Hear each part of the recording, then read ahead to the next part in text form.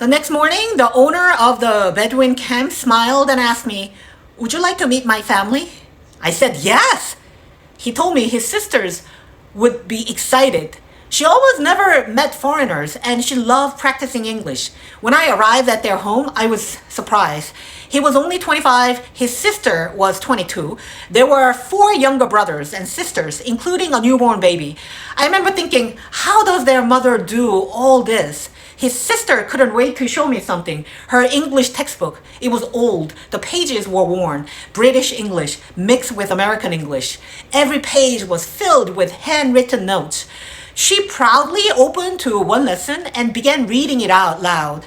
She smiled, waiting for my reaction, but I couldn't understand what she had just said, so I leaned over and looked at the page. That's when I realized she wasn't reading the words wrong because she hadn't studied. She had memorized exactly how her teacher pronounced them.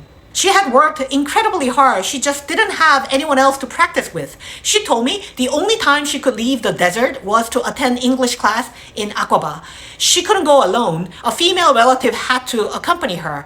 That was her only window to the outside world. So for the rest of the afternoon, we practiced English together. Not because I was her teacher, but because for a few hours, I happened to be the only person she could practice with. That day, I realized something I will never forget. Sometimes the biggest difference between the two people isn't talent. It isn't effort. It's access.